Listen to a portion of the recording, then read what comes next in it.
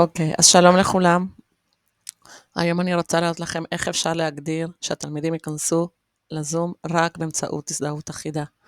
אני חיפשתי את העמוד של הזום בגוגל, הגעתי לכאן, אני לוחצת כאן בפינה הימנית איפה שרשום sign in, לוחצת. ואז הוא בעצם נותן לי אפשרות להיכנס. אני גוללת למטה והולכת איפה שהמפתח, איפה שרשום SSO. לחצתי על sign in, נפתח לי עמוד חדש שזה זה, ואז כאן אני לוחצת על המפתח. כששואל אותי company domain, ופה מאוד מאוד חשוב, אני צריכה בעצם להקליד את הדומיין של משרד החינוך, שזה edu-il. edu-il, ואז לוחצת על continue. ואז הוא שואל אותי, ברוכים הבאים למשרד החינוך.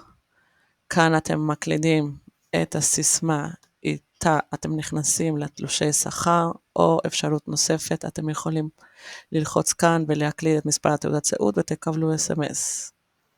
אני לוחצת כאן על כניסה, ונפתח לי פה בעצם העמוד הזום שלי. אני הולכת כאן, לוחצת מצד שמאל, יש לי פה את התפריט עם כל הדברים שאני צריכה, לוחצת על meetings. במיטינגס יש לי את האופציה של פרסונל רום, שזה העמוד האישי שלי. וכאן אני שוב מגוללת באפשרויות למטה. כמו שאתם רואים אצלי כבר מוגדר.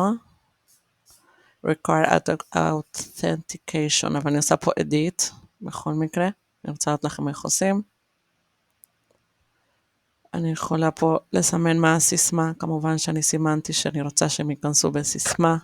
אני סימנתי וי שיהיה פה חדר המתנה, והדבר החדש והחשוב כאן, require authentication to join, הזדהות משרד החינוך, אני מסמנת כמובן וי, ואז בעצם התלמידים יכולים להיכנס רק באמצעות הזדהות אחידה. ברגע שאני מסמנת את זה, אני עושה כאן save, ואז בעצם כבר נשמרו ההגדרות כדי שהתלמידים ייכנסו באמצעות הזדהות החינוך. הקישור כאן הוא כבר עם הסיסמה של משרד החינוך, PWD, אם אתם רואים פה בקישור, בעצם מראה שכבר אין צורך בעצם להקליד סיסמה פעמיים, הקישור הוא ישיר. במידה והתלמידים עדיין אומרים שלא עובד, אז אפשר גם לבדוק את הסיסמה שקיבלתם או שהקלטתם. שיהיה לכולנו בהצלחה. ביי ביי.